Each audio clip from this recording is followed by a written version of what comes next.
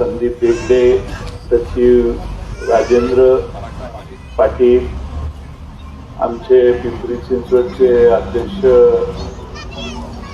श्रीयुत तुषार कामटे, आमचे ओबीसी संघटनेचे जिल्ह्याचे अध्यक्ष माननीय राऊत, या निमित्तानं उपस्थित असणारे आपल्या कामगार संघटनेचे सर्व पदाधिकारी, कामगारांचे सर्व कुटुंबीय बंधू आणि भगिनींनो, गेले काही वर्ष ईज ऑफ डुईंग बिझनेसच्या नावाखाली देशातल्या कामगारांच्यावर काही बंधनं, त्यांना दिल्या गेलेल्या सवलतीचं आकुंचन करणे आणि कामगारांना वेठीला धरण्याच्या व्यवस्था पुन्हा देशात निर्माण करण्याचं काम सुरू झालं. आपण सगळे त्याचे शिकार आहात असं मला वाटतं. केंद्र सरकारने अलीकडच्या काळात कायदा केलाय, 300 कामगारांच्या खाली असल्यावर त्यांना कामगारांना काढायचा अधिकार मालकाला आहे. म्हणजे एखाद्या साडीच्या दुकानातले 25, 30, 40, 50 कामगार असतील तरी त्यांची आता युनियन बांधून संघटना करून आपल्या मागण्या मान्य करून घेण्याची क्षमता आता राहिलेली नाही. तुमच्याकडे तर फार मोठा कामगारांचा, 1000 कामगारांचा प्रश्न आहे. या देशामध्ये अनेक मल्टीनॅशनल कंपन्या येतात आणि त्या आल्यावर लोकही त्या भागातले आनंदाने त्याचं स्वागत करतात, कारण ही कायम स्वरूपाने चालणारी कंपनी आहे. आपल्या भागात याची रोजगार आणि इतर फायदे कायम राहतील असं समजून त्या काळात जनरल मोटरचं तुम्ही सगळ्यांनी स्वागत केलेलं असेल. तुम्हालाही त्यावेळी नोकऱ्या लागल्या, त्यावेळी जगातल्या एका मोठ्या कंपनीत आपण नोकरी करतोय याचा आनंद तुम्हा सगळ्यांना असेल. पण हीच कंपनी आपली सगळी मालमत्ता दुसऱ्याला विकून पळून जाण्याचा प्रयत्न करते आणि ज्यांच्या ताब्यात ही कंपनी देण्याचा प्रयत्न करते ती देखील मल्टीनॅशनल कंपनी असते. पण तुमच्या नोकरीच्या बद्दल मात्र ही कोणीच काही बोलत नाही.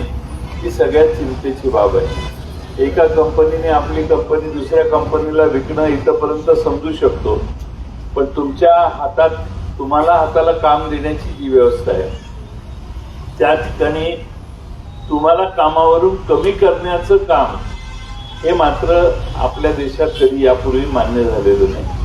त्यामुळे जनरल मोटरने आपली कंपनी हुंडाई कंपनीला विकली, नो ऑब्जेक्शन, काय प्रॉब्लेम नाही. पण तुमचं काम तसंच टिकलं पाहिजे आणि त्यासाठी आपण सगळ्यांनी संघटित होऊन गेले 2-2.5 वर्ष वेगवेगळे लढे आपल्या संदीप बेगडेंनी आणि त्यांच्या सर्व सहकार्याने दिलेले आहेत. पण सरकार कसं वागतंय, राज्याचे कामगार मंत्री कसे एककल्ली निर्णय देत आहेत, तुम्हाला तोंड देण्याची क्षमता नाही म्हणून तुम्ही गेल्यावर निर्णय नंतर कळवण्यात येतो आणि रोजगारच्या नोटीसला बेकायदेशीररित्या एंटरटेन केलं जातं. हे सगळंच अनाकलनीय आहे, आश्चर्यकारक आहे. आपण सगळ्यांनी जो लढा उभा केलाय त्याला राष्ट्रवादी काँग्रेस पक्षाच्या वतीनं पाठिंबा देण्यासाठी आम्ही सगळे इथं आलेलो आहोत. राज्याचा राष्ट्रवादी काँग्रेस पक्षाचा अध्यक्ष या नात्यानं पवार साहेबांच्या वतीनं आम्ही सगळे तुमच्या मागे आहोत. तुम्ही कोणतीही चिंता करू नका. संघर्ष थोडासा करावा लागेल, पण मला खात्री आहे की पवार साहेब ज्यावेळी लक्ष घालतील त्यावेळी हा प्रश्न निश्चितपणाने ठामपणाने सोडवूनच पवार साहेब उठतील. आपण कोणतीही चिंता करू नये आणि येणाऱ्या काळामध्ये तुमच्या प्रत्येक संघर्षाच्या वेळी आमची या परिसरातली राष्ट्रवादी काँग्रेस पक्षाचे सगळे कार्यकर्ते तुम्हाला आवश्यक ते सहकार्य करतील. आपल्या सर्वांच्या समोर फार मोठं भाषण करण्याची गरज नाही, पण आपण थोडंसं अलीकडच्या काळात कामगार कायदे कसे शिथिल करण्यात आले, ईज ऑफ डुईंग बिझनेसच्या नावाने आपल्या देशात जसं चीनमध्ये लोकांची पिळवणूक होते, प्रोडक्शन मोठं आहे पण कामगारांची पिळवणूक होते, हे आपण मागच्या 10, 15, 20 वर्षापासून ऐकतोय. त्याच मार्गाने भारत नेण्याचा प्रयत्न काही लोक करतायत आणि या देशातल्या कामगार, आता तुम्हाला काढायचं म्हटलं हुंडाईला काही कामगार नको आहेत का? पण नवीन घेणारे कामगार त्यांच्या टर्म्स कंडिशन्सवर घेऊन त्यांची पिळवणूक करणे म्हणजे जास्तीत जास्त त्यांच्याकडून मेहनत करून घेणे. मेहनतीला कोणी तुम्ही कधी नाही म्हटलेलं नाही, पण पगार मात्र मर्यादित ठेवणं आणि त्या दृष्टीनं हुंडाई कंपनी आणि जनरल मोटर यांच्यात काही ठराव झाले असतील म्हणूनच क्लोजरची नोटीस देऊन तुम्हाला घालवण्याचा प्रयत्न होतोय. त्या सगळ्यांच्या बाबतीत तुम्ही ठामपणाने आपला संघर्ष चालू ठेवा. तुम्हाला या निमित्ताने एवढाच विश्वास देतो की या संघर्षात सरकारच्या विरोधी आवश्यक ती सगळी आंदोलनाची भूमिका राष्ट्रवादी काँग्रेस पक्ष देखील आपल्या सर्वांच्या वतीनं बजावेल. आपण सर्व तरुणपणात इथं येऊन वेगवेगळ्या भागातनं महाराष्ट्रातनं येऊन इथं काम करताय.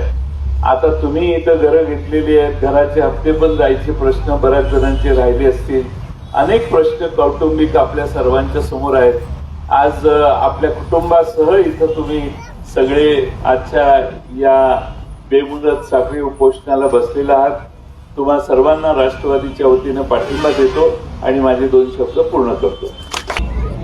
General Motors company Hyundai company विकत घेते, एक कंपनी जाते दुसरी कंपनी येते, इथपर्यंत सगळं ठीक आहे. पण त्याचबरोबर ताबडतोब त्या कामगारांना क्लोजरची नोटीस देणं हे कुठल्याच कायद्यात बसत नाही.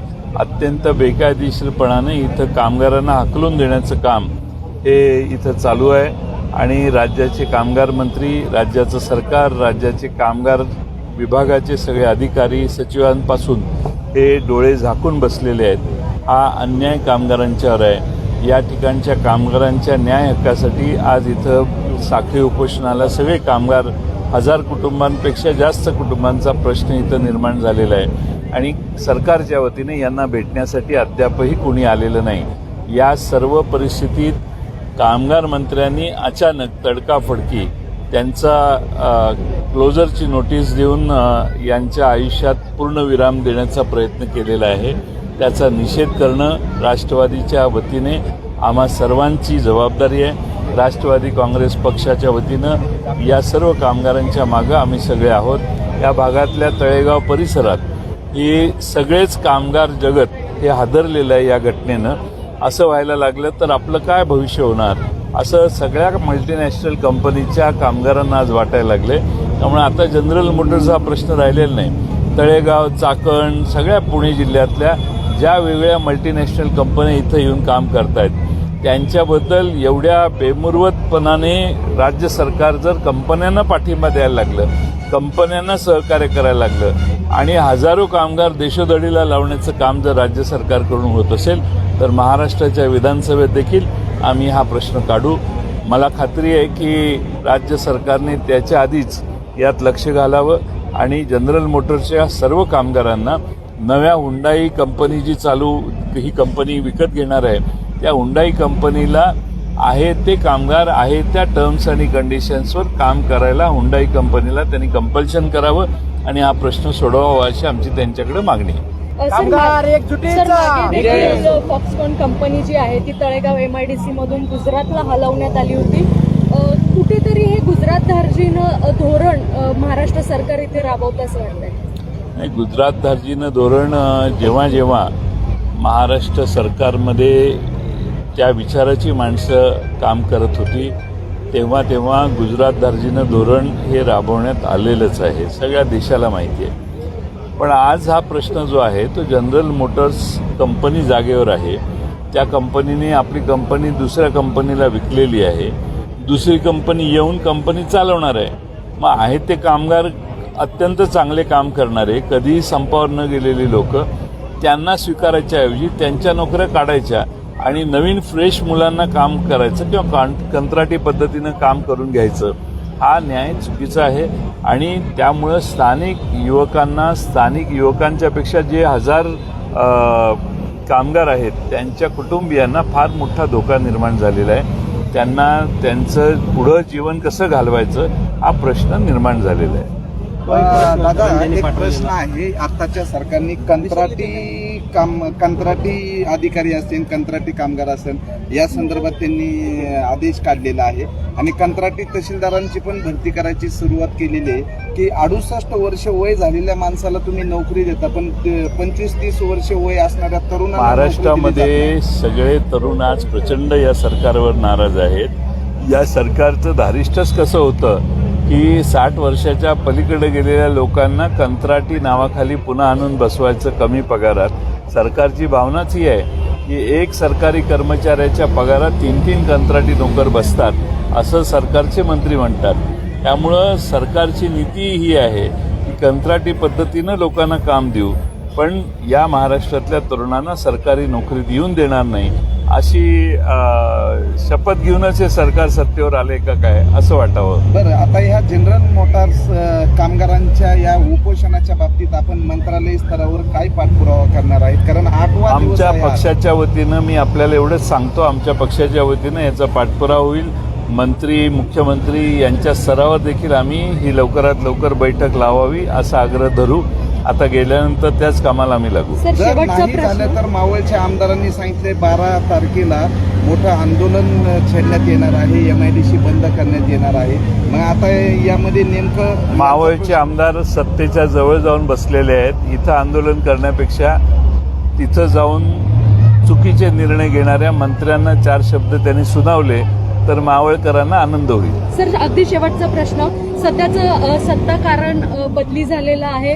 राष्ट्रवादी नेमकी कोणाची, पक्षचिन्ह आणि याबाबत निकाल लागायचा बाकी आहे? काय सांगाल? महाराष्ट्रातल्या शेंबड्यापुराला जरी विचारलं राष्ट्रवादी कुणाची तर ती शरद पवारांची असंच महाराष्ट्रात लोक सांगतात. आता निवडणूक आयोगाने याच्यात जर बदल केला तर महाराष्ट्रातली जनता ते सहन करेल असं मला वाटत नाही. धन्यवाद सर.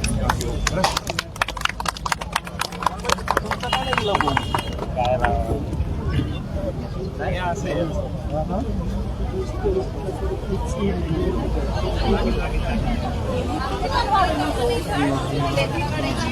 you.